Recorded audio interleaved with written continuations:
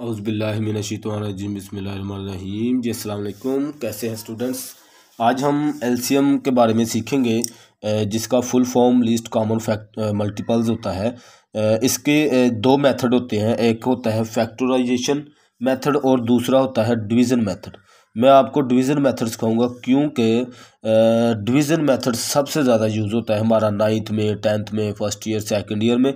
मैंने अक्सर बच्चों को लेक्चर दिया है, तो उनको जो एलसीएम है वो नहीं निकालना आता होता, इसका डिवीज़न मेथड वो देख रहे होते हैं कि एलसीएम हम कैसे निकालें। जैसे कि अगर उसको फ्रैक्शन में कोई क्वेश्चन आता है, चूँकि ये छोटी क्लासेस में उन्होंने सही तरह से नहीं समझा होता। जैसे मैं यहाँ पे एक क्वेश्चन लिखता हूँ 1/3 और प्लस 2/5। अब इस क्वेश्चन को हल करने के लिए हमें ये जो नीचे वाली रकमें हैं इसका हमें एलसीएम लेना होता है बाय डिवीज़न मेथड। तो क्या करते हैं बच्चों को, चूँकि उन्होंने छोटी क्लासेस में सीखा नहीं होता, इसलिए उनको ये पता नहीं चल रहा होता यार हम इसका जो है एलसीएम कैसे लें। ठीक है, तो इसलिए मैंने वो मुझे कमी फील हुई, तो मैंने कहा चलो बच्चों को आज ये सिखाते हैं कि एलसीएम जो है नीचे वाली रकम को कैसे लेना है और इसको फिर हमने सोल्व कैसे करना है। ठीक है जी, तो हम इसका एलसीएम लेंगे बाय डिवीज़न मेथड। क्या होता है कि जितने नंबर होते हैं उसमें ये यहाँ पे 3 है, 5 है, अगर मैं इसके साथ एक और यहाँ पे ऐड कर दूँ, यहाँ पे 5/3 लिख देता हूँ, यानी कोई और नंबर, कोई भी नंबर नीचे हो, तो हमने इन तीनों का क्या लेना होता है एलसीएम। तो मैं यहाँ पे लेके आपको बताता हूँ। हमारे पास 3 है, हमारे पास 5 है और यहाँ पे 3 है। ठीक है, ये डैश डैश मैंने डाला है। अब हमने जो एलसीएम लेना होता है वो टेबल देखना होता है, और टेबल देखना यानी कि 2 का टेबल देखना है। 2 के टेबल में ये कोई भी नहीं आता तो हम नहीं लिखेंगे यहाँ पे, और ये उसके बाद देखना होता है हमने 3 का, तो 3 के टेबल में ये हमारा 3 आता है, तो 3 1 टाइम 3 होता है।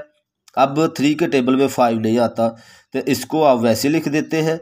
इसी तरह 3 के टेबल में 3 आता है, तो 3 कितने टाइम आता है 1 टाइम। ठीक है, अब इसके बाद अगर यहाँ पे देखें तो ये 5 है, अब ये 5 हम लेंगे, इसको करेंगे, तो 5 1 ज़ा 5, ये 1 और ये 1। ठीक है, जो हमारे पास एलसीएम आया है वो 3 आया है और मल्टीप्लाई 5।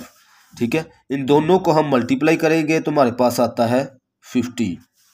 ठीक है, ये हमारे पास ये 15 है, ये हमारे पास एलसीएम आ गया है। ठीक है, अब हम इसको सोल्व कैसे करते हैं।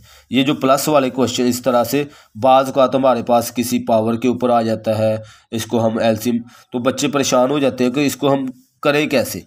तो ये हम प्लस कर रहे हैं, जो एलसीएम आया है वो आपने इसको ऐसे लिख लेना है, दरमियान लाइन लगानी है। ये जो हमारे पास क्वेश्चन लिखा होगा इसके दरमियान में ऐसे नीचे आपने बड़ी सी लाइन लगा लेनी है।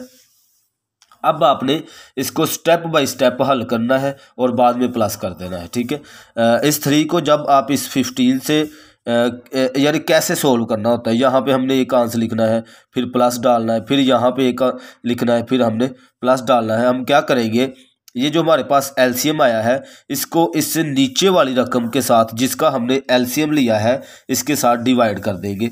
ये देखें 3 के साथ मैंने डिवाइड किया, 3 5 टाइम 15, और उम्मीद है मुझे आपको डिवाइड करना तो आता होगा ना। ठीक है, बड़ी क्लासेस है 9th 10th first year second year, तो आपको डिवाइड अच्छे से आता होगा। अच्छा, मैंने डिवाइड किया तो हमारे पास आंसर आया है यहाँ पे 5। अब ये जो आंसर आया है इसको मैं क्या करूँगा, इसके ऊपर जो भी रकम होगी, यहाँ पे 1 है, यहाँ पे 2 है, यहाँ पे, तो इसके साथ आप ये जो इससे डिवाइड करने के बाद आंसर आएगा उसको आप यहाँ पे मल्टीप्लाई करेंगे 1 से और फिर यहाँ पे लिख देंगे। तो जाहिर सी बात है 5 को 1 से मल्टीप्लाई किया तो 5 आ गया, तो मैंने यहाँ पे 5 लिख दिया। अब इस 5 को इसके साथ डिवाइड करेंगे हम। मैंने जब डिवाइड किया 15 और 5, तो 5 3 टाइम क्या हुआ 15, ये कट हो गया, हमारे पास आया है 3। अब इस 3 को मैं ऊपर वाली जो 5 के ऊपर हमारे पास नोमिनेटर है इसके साथ मैं मल्टीप्लाई करूँगा, तो 3 को जब 2 से मल्टीप्लाई करेंगे तो आपके पास क्या आ जाएगा 6। ठीक है। तो मैं यहाँ पे क्या लिखूंगा 6 लिखूंगा, ठीक है। ये प्लस वैसे का वैसा। अब फिर मैं इस 3 को इसके साथ डिवाइड करूंगा। जब मैंने इसके साथ डिवाइड किया जैसे मैंने इसको किया था तो मेरे पास आया था 5। अब 5 को फिर ऊपर वाली रकम से मल्टीप्लाई करना है तो यहाँ पे 3 के ऊपर 1 नहीं है 5 है। तो मैं 5 को जब मैं 5 से मल्टीप्लाई करूँगा तो ज़ाहिर सी बात है 5 × 5 होगा तो क्या आ जाएगा 25। तो यहाँ पे 25 आ जाएगा, ठीक है। अब क्या करना होता है, इन तीनों को आप प्लस कर लेंगे। 5 11 और 11 में ये प्लस करें तो हमारे पास 36 हो जाएगा, ठीक है जी। 36 11 5 और 36 ओवर में नीचे वाली रकम वैसे की वैसे। तो ये है जो हमारा आंस होता है। इस तरह से हम इसको सोल्व करते हैं और आंस निकालते हैं।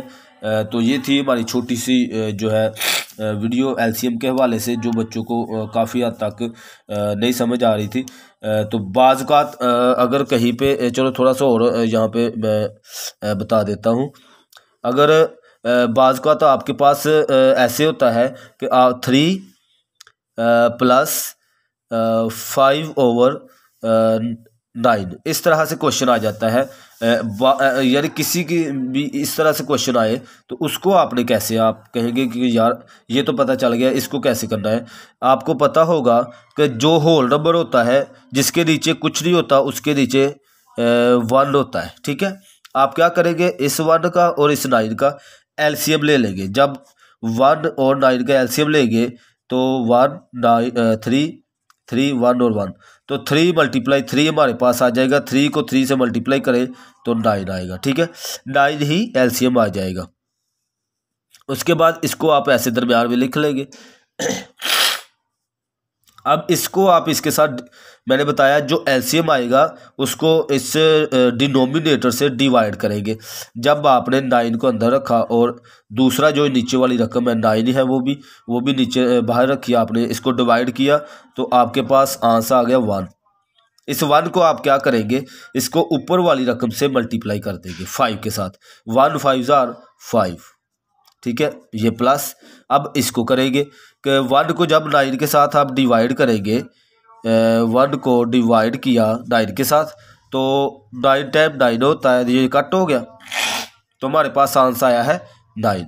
इस 9 को मैं क्या करूँगा, ऊपर वाली जो इस 1 के ऊपर रकम है हमारे पास 3, इसके साथ इसको मल्टीप्लाई कर दूंगा तो 27 आ जाए। 9 3 × 27। अब इन दोनों को आप प्लस कर लेंगे तो आपके पास आ जाएगा 32/9। तो ये हमारा इसका इस तरह से हम एलसीएम लेते हैं, इस तरह से हम ये प्लस करते हैं। तो उम्मीद है इसकी भी आपको अच्छी समझ आई होगी। मज़ीद अगर आपने जो है डिवीज़न के बारे में या एचसीएफ के बारे में सीखना है तो कमेंट्स कर सकते हैं जी। बहुत शुक्रिया, अल्लाह हाफिज़।